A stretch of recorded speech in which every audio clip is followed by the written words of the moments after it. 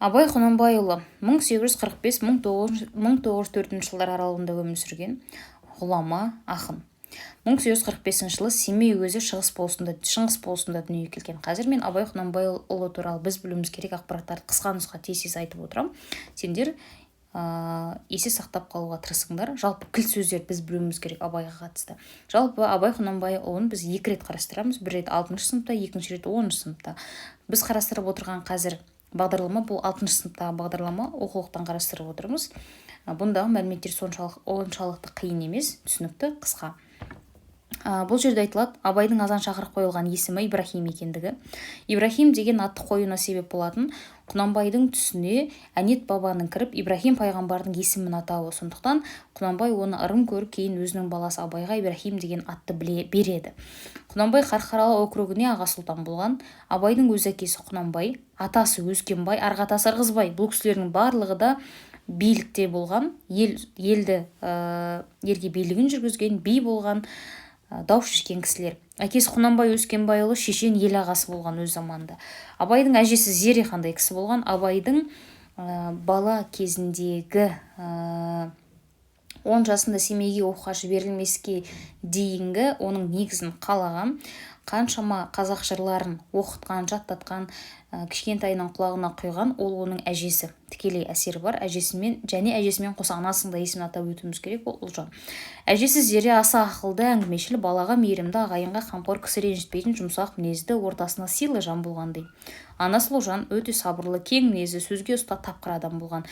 Анасы Ұлжанмен бірақ Құнанбайдың мінездері ұқсас болған, екеуі де салқынғанды. Абайды соншалықты бір мейірленіп, еркелетіп деген қылық табылмаған анасынан да әкесінен де.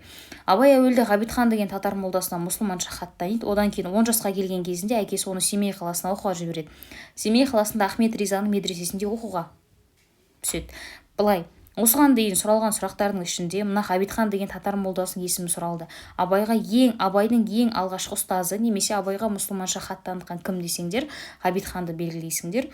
Одан кейін Абайға ұстаз болған кісілердің қатарында Ахмет Ризаның есімі аталады. 10 жасында ол осы Ахмет Ризаның медресесіне барып, Ахмет Ризадан білім алып бастайды. Бос уақыты болған кезде шығыстың ұлы ақындары Низами, Сағди, Науаи, Физули, Фердаусидің шығармаларын оқиды екен дейді. Абай медреседе небәрі 3 жыл ғана жүрген, кейін өз бетімен Приходская школаға түсіп 3 ай орысша білім алады.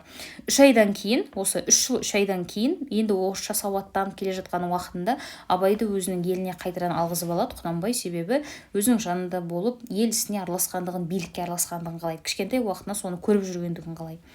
Оқу ұзаққа бармайды. Жасы 13-ке келген кезде ерте есейіп, ақыл тола бастаған шақта өткір десейін Абайды әкесі ел билі өсіне араластырып тәрбиелемек болып, оны оқудан елге алып кетеді. Құнанбай қажының басқаруымен Абай ел ішіндегі түрлі істерді шешуге араласады. Көптеген ескі әңгімелерді, өлең жырларды халық ішінен үйренеді. Өз бетімен араб, иран, шағатай тілінде жазылған ертегі, дастан, қисса сияқты әдеби мұралармен танысады дейді. Араб, иран, шағатай тілі дегеніміз қазіргі таңда бұл тілді сөйлеп білетін, жаза білетін ешкім жоқ. Себебі шағатай тілі өте үйренуге қиын және белгілі бір уақыттарда қолданыста болған, қазір қолданыста емес тілдердің қатарында. Абай да бұл тілді білген, Шоқан да білген, тағы да басқа біз білетін алаш зиялыларының көпшілігі бұл тілден хабар бар болған. Абайдың аудармалары мен шығармашылығы. Енді шығармашылығына келейік. Шығармашылығынан біз білуіміз керек Абайдың поэмалары. Абайдың өз 3 поэмасы бар, бары Ескендір, Масғұт, Әзімнің әңгімесі. Пушкиннен, Лермонтовтан, Крыловтан, тағы да басқа шығыс ақындарының өлеңдерінен аударма жасаған. Абайдың шәкірттері кімдер? Абайдың шәкірттері Көкбай, Кәкітай және өзінің балалары.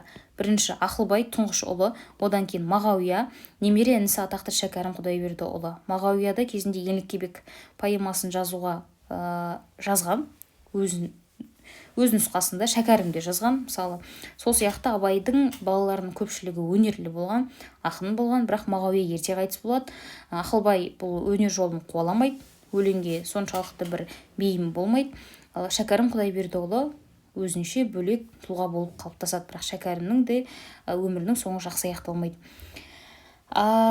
Зерттелуіне қатысты Абай туралы біз білетін Абай жолы эпопеясы бар. Абайға арнап жазылған бұл Мұхтар Әуезовтің ғылыми еңбектері Абайға қатысты Мұхтар Әуезовтің ғылыми еңбектері бар және осы Абай жолы эпопеясы бар. Ахмет Байтұрсынұлының қазақтың бас ақыны деген мақаласы бар және ең алғаш Абайды халықтың көпшіліктің тануына ықпал еткен осы Ахмет Байтұрсыновтың қазақтың бас ақыны деген қазақ газетінен шыққан мақаласы болған 1913 жылы. Ал ғалым Қайым-Мұхаммед тағы басқа әдебиетшілер абайтану саласын жан-жақты зерттеген. Абайдың шығармашылығы өте терең, ғылыми еңбектер жарық көрген, диссертациялар қорғалған дейді. Абай атты еснамалық энциклопедияда басылып шыққан. Абайдың шығармашылық есімі әлі де зерттелуде. Келесі, біз қарастыруымыз керек Абайдың шығармашылығынан екі өлең берілген және 3 қара сөзі берілген 6 сыныпта. Мен жазбаймын өлеңді ермек үшін және ғылым таппай мақтанбай өлеңдері. Өлеңнің атауы айтып тұр. Мен жазбаймын өлеңді ермек үшін. Мен ермек үшін өлең жазбаймын. Ары қарай енді өлеңнің желісімен танысып көрейік. Мен жазбаймын өлеңді ермек үшін. Жоқ барды ертегіні термек үшін. Көкірегі сезімді тіл орамды жаздым үлгі жастарға бермек үшін. Мен көкірегі сезімді тілі орамды, тілі жатық және көкірегі сезімді менің сөзімді ұға алатын, жөн сөйлей білетін жастарға үлгі болу үшін жазудамын. Жоқ барды әр нәрсені бір теру үшін ермек үшін жазып жүрген жоқпын дейді. Бұл сөзі тасыр ұқпас талаптығар көңілінің көз ашық сергек үшін. Тасыр дегені бұл жерде надан деген мағынада. Талапты адам оға тасыр емес дейді. Түзу кел қыңыр қисық қырын келмей, сыртын танып іс бітпес сырын көрмей, шу дегенде құлағын тосаң сыйды, өскен соң мұндай сөзді бұрын көрмей. Түзу кел, яғни қыңыр қисық қырын кетпей, білімді үйренуге оқуға дайын болып кел, сыртын танып іс бітпес сырын көрмей дейді. Оның істің сыртын танығаннан іс бітпейді. Оның сырына қанық болу керек, оның қиындығына шыдай білу керек. Шу деген кезде құлағын тосаң сыйды, өскен соң мұндай сөзді бұрын көрмей дейді. Тіпті шу деген сөзді естіген кезде де сенің құлағың тосаң сыйды, тосырқайды. Себебі сен бұған дейін бұндай сөзді естіп көрмегенсің, білмегенсің. Яғни сені білім ғылымға шақырып жатқандығын айтып тұр. Сен оны жатырқамауың керек дейді. Таңғаламын алдыңғы айтқанды ұқпай және айта бер дейді, жұрт тыным бермей дейді. Мен жұрттарға таңғаламын дейді. Себебі олар айтады, айта бер дейді. Бірақ сенің оның алдында айтқан сөздеріңді ұқпайды дейді. Сен оның алдында қаншама өлең жазған болуы мүмкін, қаншама жаңа қара сөздерің бар болуы мүмкін, немесе басқа насихат сөзің бар болуы мүмкін. Бірақ ел соларды ұғып алмай жатып, тағы да жаз, тағы да айт дейді.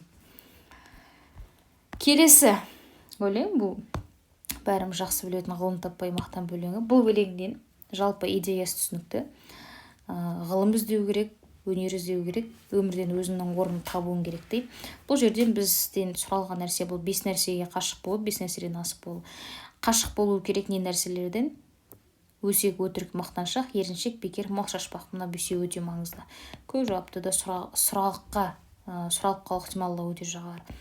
5 нәрседен қашық болу керек, 5 нәрсеге асық болу керек. Асық болу керек, талап, еңбек, терең ой және қанағат пен рахым.